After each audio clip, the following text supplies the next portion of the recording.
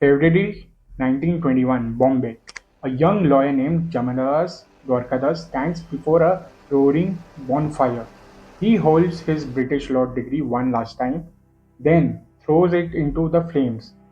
Thousands cheer as foreign cloth crackles and burn inside it. A nation was waking up, and Mahatma Gandhi had lit the match. The non-cooperation movement of 1920 to 1922 is in every Indian school book. Gandhi called millions to reject British rule through peaceful boycott. Students left schools, lawyers quit courts, Hindus and Muslims marched together under one flag. History remembers it as Gandhi's first great revolution, and it proved that moral power could humble an empire. Then came Chauri Chaura, the act of violence, and Gandhi stopped everything. Clean story, inspire ending. But the full truth is far more complicated and far more interesting. So, welcome you all to the Talking History. And today we will talk about the non cooperation movement that happened years ago. So, let's start.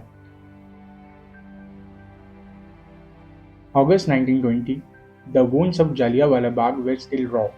General Dyer had shot 400 unarmed people in Amritsar and walked free. Muslims burned with anger over Caliphate. The fallen Ottoman Caliph stripped of power after the Great War.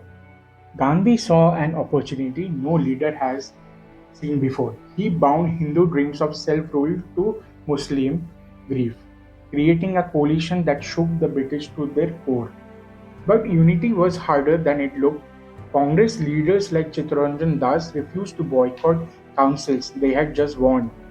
Motilal Nehru worried about crowd anger. Businessmen joined for profit, not patriotism.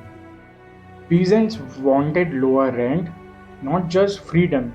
When Gandhi preached peaceful when Gandhi preached peaceful resistance across India, local people heard his voice and quietly translated them into something far harder and far angrier.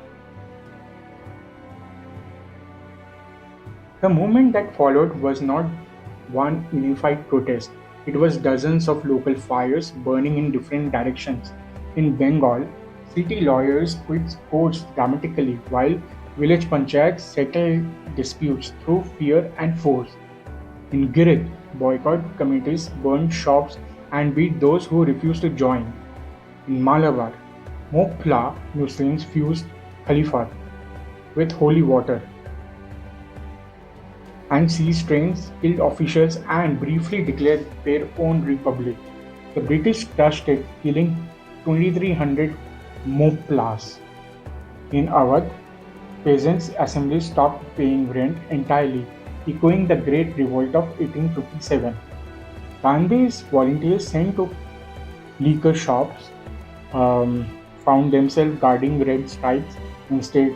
British intelligence officer wrote everything down with the growing alarm. The peaceful movement Gandhi had imagined was becoming something entirely different on the ground. The Hindu-Muslim friendship powering the movement was always more fragile than it appeared. Gandhi fasted for Khilafat. He visited mosques and called the Ottoman Caliph the spiritual leader of Islam. The Ali brothers drew hundreds of thousands of Muslims into Congress meetings and street protests. But the two movements wanted different things. Khilafat wanted a caliph restored. Gandhi wanted Swaraj now. By 1921, Mopla attacks on Hindu communities began quietly poisoning the trust built so carefully. Rural museums drifted toward their own politics, while city Khilafat leaders stayed close to Congress. British spy reports noted every fracture line with quiet satisfaction. The alliance had been built on emotion rather than shared purpose, and that emotion was slowly, irreversibly running out. The British were genuinely afraid, but not for the reasons most people assume. It was not the marches that frightened them, it was the silence. Empty schools meant a generation refusing to grow up inside British systems. Idle courts meant commerce collapsing. Falling tax revenue meant the empire bleeding dry from within. The Delhi Intelligence Bureau embedded agents inside volunteer groups. They rode Gandhi's trains and sat inside his meetings. By mid 1921, 30,000 political prisoners filled in British jails. Viceroy Reading privately considered martial law but held back, fearing the fury it would release. When Gandhi finally stopped the movement, relief swept through every British office across India. One senior officially wrote that Gandhi had done that an enormous favor. February 5, 1922, Chorichara, a small town near Gorakhpur. A routine protest march turned catastrophic. Police opened fire on satyagrahis. Three died. A crowd of 2,000 stormed the police station. 22 officers burned alive inside it. Gandhi made his decision within days. At Bardoli, he declared that he could not lead a movement. Staying by this scene, Nehru, inside a prison cell, called stopping a terrible mistake. Khilafat leaders said Gandhi had abandoned them at the moment of greatest possibility, but Gandhi had seen what his allies had not. Chauri Chora was not the cause of the crisis, it was the symptom. Village anger had turned into class war. Stopping saved non-violence, but it ended the fight. The real question history leaves unanswered is a painful one. The British were weakened after the First World War, tax revenues were cracking, some Indian soldiers were wavering.